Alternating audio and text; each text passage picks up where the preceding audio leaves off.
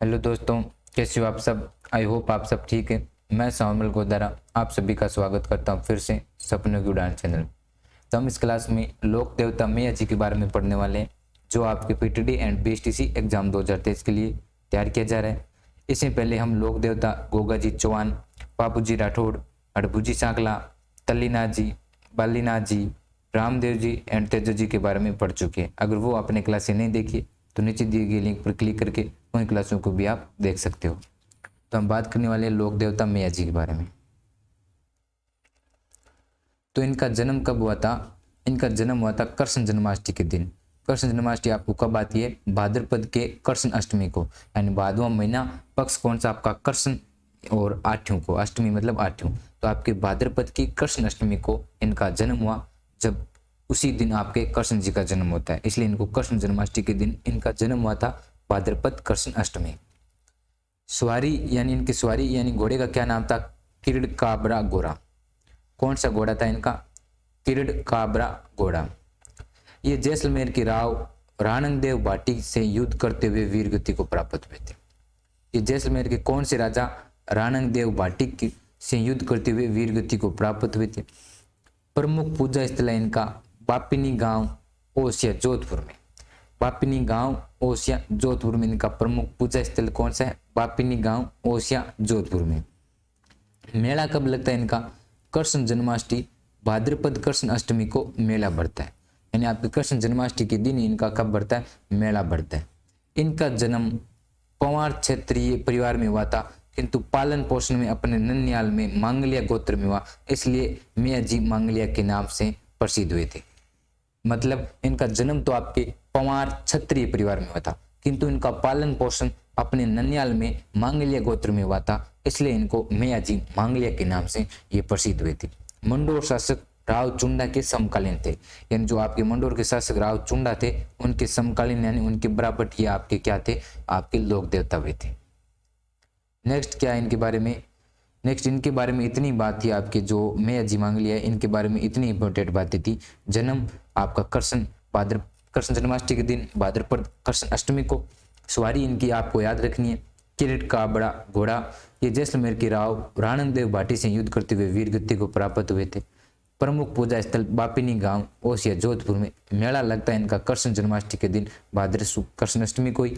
इनका जन्म हुआ तो आपके पवार क्षेत्रीय परिवार में था, किंतु पालन पोषण अपने ननियाल मांगलिया क्षेत्र गोत्र में होने के कारण ये मैया जी मांगलिया के नाम से प्रसिद्ध हुए थे। मंडोर शासक राव चुंडा के क्या थे? ये समकालीन थे। ये इनकी इतनी ही बातें हैं जो एग्जाम की दृष्टि से इंपॉर्टेंट है। नेक्स्ट देवता के बारे में पढ़ने वाले हम इलोजी। इलोजी लोक देवता आपके ये छेड़छाड़ वाले अनोखा देवता के रूप में प्रसिद्ध है। इनके बारे में सबसे ज्यादा पूछने वाली यही बात है कि छेड़छाड़ वाले या अनोखे देवता किसे कहा जाता है? आपके इलोजी को कहा जाता है। इलोजी की पूजा मारवाड़ में होली के अवसर पर की जाती है तथा इनकी मूर्ति आदमकद नगर अवस्था में होती है। आदमकद मतलब ये खड़े हुए पूरे अपने अवस्था में। इलोजी की पूजा मारवाड़ में होली के अवसर पर की जाती है। क्यों की जाती है? यहाँ पे नीचे लेख लिखा हुआ है, बाड़मेर की पत्र होली में इलोजी की बारात भी निकाली जाती है। जो हम अलग अलग होली पढ़ते हैं, जब हम त्योहारों का चैप्टर पढ़ेंगे तब मैं बताऊंगा आपको कि कौन कौन सी होली पढ़ते हैं हम। पत्र होली, भाटामार होली, ये बहुत सारी ऐसी होली पढ़ते हैं। तो बाड़मेर की हम पढ़ते हैं पत्र होली। तो ये इलोजी की बारात भी निकाली जाती है। तो क्यों निकाली जाती है? तो आपको अगर पता नहीं हो तो मैं बता दूं, इलोजी आपके जो हम होलिका पढ़ते हैं, होलिका दहन करते हैं, होलिका के क्या थे? होने वाले पति थे ये। लेकिन जैसे वो इधर से बारात लेके आते हैं तो आगे क्या हो जाती है? होलिका का दहन हो जाता है। होलिका इनका क्या हो जाती है? सती हो जाती है वहां पर। तो फिर इलोजी क्या हो जाते हैं? फिर अपनी वो पूरे शरीर पर जो होलिका की राख थी वो लगाते हैं। तो इस प्रकार वहां से उनकी शुरुआत होती है होली पर रंग लगाने की। जो हम अब रंग लगाते हैं ना होली पर, वो कब लगाते हैं? सर्वप्रथम आपके इलोजी ने ही लगाया था। होलिका का दहन की जो राख थी उनसे अपने पूरे शरीर पर क्या लगा लिया था? उसको दुख मनाने के लिए। तब से इनकी बारात भी निकल जाती है और वहां पर पत्र होली भी आपकी मनाई जाती है। तो इलोजी के बारे में आपको इतने इफेक्ट याद रखने, ज्यादा कर तो आपके छेड़छाड़ वाले या अनोखे देवता किसको कहा जाता है? आपके इलोजी को कहा जाता है। और जो बाड़मेर की पत्र होली में इलोजी की बारात भी निकाली जाती है। नेक्स्ट देखते हैं हम। नेक्स्ट आपके देव बाबा। देव बाबा इनके प्रमुख मंदिर नगला जहाज गांव भरतपुर में। मेला बढ़ता है इनका भाद्रपद शुक्ल पंचमी व चैत्र शुक्ल पंचमी को मेला पड़ता है। 2 जगह बढ़ता है इनका 2 बार, भाद्रपद की शुक्ल पंचमी व चैत्र शुक्ल पंचमी, यानी भादो महीने की शुक्ल पंचमी और चैत्र की शुक्ल पंचमी को मेला बढ़ता है। उपनाम है इनका देव बाबा, ग्वालों के पालनहार, कष्ट निवारक देवता, कुष्ठ निवारक देवता और पशु चिकित्सक आदि। तो देव बाबा के बारे में आपको 3 ही फैक्ट याद रखने हैं। प्रमुख मंदिर कहाँ पर है इनका? नगला जहाज गांव भरतपुर में। मेला इनका भाद्रपद शुक्ल पंचमी को और चैत्र शुक्ल पंचमी को पड़ता है। उपनाम देव बाबा, ग्वालों के पालनहार, कष्ट निवारक देवता और पशु चिकित्सा। तो देव बाबा की भी ये 3 ही आपको इफेक्ट याद रखने हैं। नेक्स्ट है यहाँ पे अन्य लोक देवता आपके रूपनाथ जी या जरडा जी। जरडा जी क्यों कहते हैं? क्योंकि वो आपके इनको जब जन्म होता है इनका तो इनको चीरा दे के इस प्रकार इनका जन्म होता है, यानी जरडा, इसलिए इनको बोलते हैं जरडा जी, रूपनाथ जी या जरडा जी। जन्म स्थान कोल्लूमंड जोधपुर। ये बाबूजी की जो हम लोग देवता पढ़े थे उनके भतीजे तथा बाबूजी के बड़े भाई थे बूढ़ो जी, उनके पुत्र थे। ये बाबूजी के भतीजे तथा इनके बाबूजी के जो बड़े भाई थे बूढ़ो जी, उनके क्या थे? ये पुत्र थे। इन्हें हिमाचल प्रदेश में बालकनाथ के रूप में पूजा जाता है।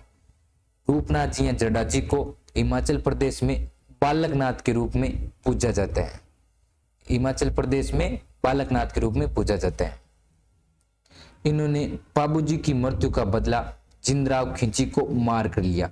जैसे कि मैंने आपको उसमें स्टोरी आपको नहीं सुनाई थी कि जो बाबूजी को जिंदराव खिंची ने क्या किया था, मारा था, तो वो इनके काका ही थे। उसके साथ आपके इनके पिताजी बूढ़ो जी राठौड़ भी शहीद हुए थे जिंदराव खिंची से युद्ध लड़ते समय। तो इन्होंने जिंदराव खिंची को मार कर क्या लिया था? बदला लिया था। बाबूजी राठौड़ के भतीजे थे ये।